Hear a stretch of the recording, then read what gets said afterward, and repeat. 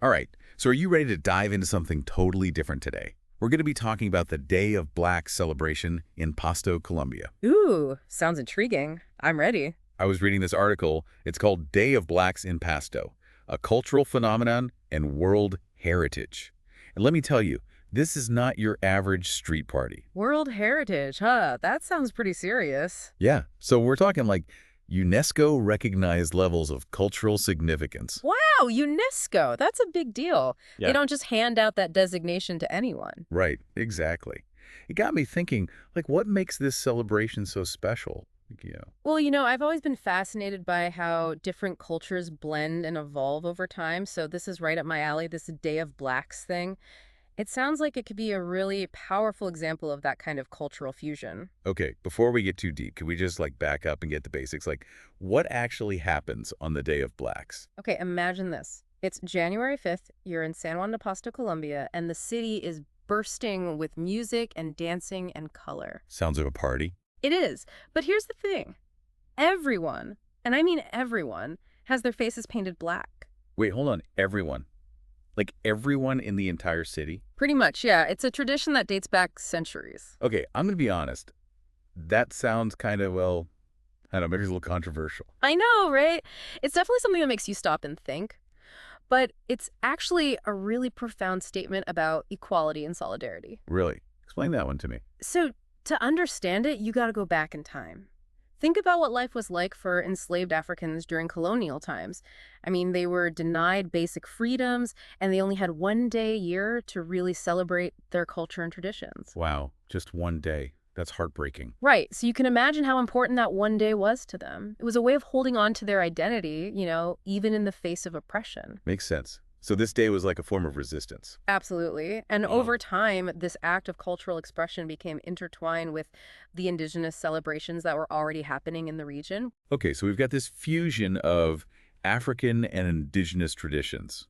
Now things are starting to get interesting. Exactly. You see, the Day of Blacks is actually part of a larger celebration called the Carnival of Blacks and Whites. And this carnival has roots going back to the 19th century, but it probably originated even earlier with the indigenous people of Nariño. Oh, wow. So we're talking like pre-Columbian time. Exactly. These people had their own rich traditions tied to the land, the cycles of nature, and their understanding of the cosmos. So it's like layers upon layers of history. Exactly. You've got the indigenous people with their ancient traditions, then you've got Spanish colonization, and then you have the arrival of African slaves. It's like this incredible cultural collision. A cultural melting pot. And from that melting pot emerges this vibrant mestizo culture, this blend of indigenous, African, and European influences that's reflected in every aspect of the carnival. And the Day of Blacks is like a living embodiment of that fusion. Okay, but I got to come back to the face painting thing. It's just like, I'm trying to picture it, everyone with their faces painted black, and it's a powerful image, but it's hard to wrap my head around it. It's a sight to behold, trust me. And it's not just some random act, there's a lot of symbolism behind it. Imagine being surrounded by thousands of people, all with their faces painted black, not in mockery, but in unity. I mean, I get that it's symbolic, but how does that actually work? Like, what does it mean to the people who participate? It's a deliberate way of challenging traditional power dynamics, On the Day of Blacks, social barriers kind of disappear, and everyone, regardless of their background, comes together as equals. It's like they're saying, we see you, we acknowledge your history, and we're standing with you. You got it. So it's more than just tolerance, right? It's about actively embracing our differences. You got it. It's about recognizing that those differences make us stronger, more vibrant, more resilient. And you know what else? It's not just about the face painting. This whole celebration is alive with music and dancing and incredible costumes. Yeah. The article mentioned something about cumbia and curulao music. Like, what even is that? Oh man, you're in for a treat. So, cumbia.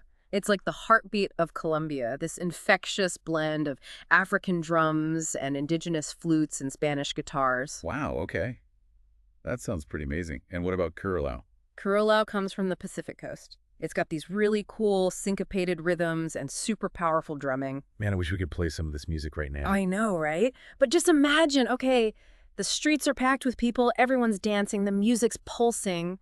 It's electric. Okay, I'm getting chills just thinking about it. Yeah, and the costumes. Don't even get me started on the costumes. Oh, tell me about the costumes. The article mentioned that they often tell stories Like historical or cultural narratives. Right. You'll see characters representing all sorts of things: historical figures, mythological beings, even satirical commentary on what's happening in the world right now. So it's like a giant street theater performance. Exactly.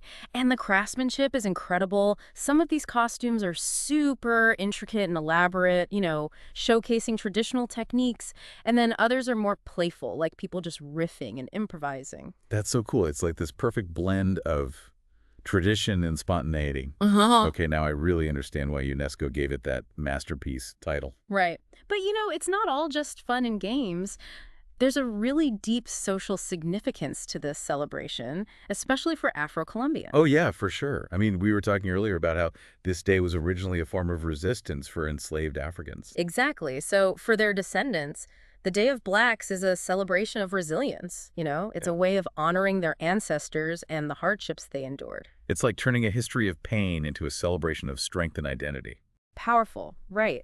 And it's not just about remembering the past, it's about shaping a more inclusive future. That brings up something else I was wondering about. The article mentioned that the Day of Blacks is actually a huge boost to the local economy. Oh, absolutely. The Carnival of Blacks and Whites, which this day is a part of, draws tons of tourists to Pasto every year. So we're talking serious economic impact. Oh, yeah. We're talking millions of dollars in tourism revenue, which directly benefits the community. Businesses, artisans, everyone. Wow. So it's culturally significant and economically important. It's like a win-win for everyone. It really is. It shows how cultural heritage can be a real driver of sustainable development. Okay, so we've covered a lot of ground here. Yeah. The history, the symbolism, the music, the dancing, the costumes, and even the economic impact. It's pretty amazing, right? But I'm curious, in a world that feels so divided right now, what's the bigger message that the Day of Black sends? Like, what can we as outsiders learn from it? I mean, it really does feel like a powerful message, especially right now when the world feels so divided. Yeah, I think you hit the nail on the head. It's like in a time when people are so quick to focus on what separates us, the Day of Blacks reminds us to celebrate what unites us. It's about looking past those surface differences and seeing the humanity in everyone. Exactly. And, recognizing that those differences, they actually make us stronger, they make us more creative, more resilient as a community. So it's like instead of being afraid of our differences, we should be celebrating them. 100%. The Day of Blacks is a perfect example of how we can do that. We can acknowledge our shared history, even the painful parts, and still come together to build a better future. It's really inspiring to see how a tradition that's been around for centuries can still be so relevant today.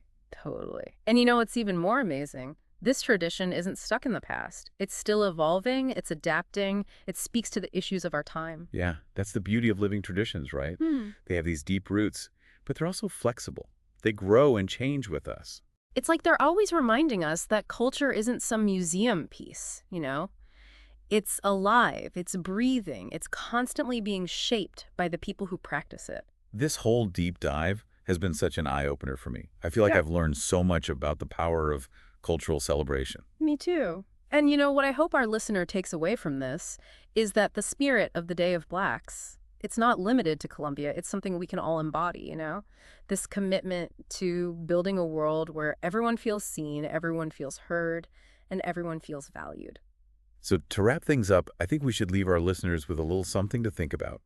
If you could design your own celebration, something to promote equality and inclusivity in your own community, what would it look like? Yeah. What traditions would you draw on? What message would you want to send to the world? Let the Day of Blacks be your inspiration.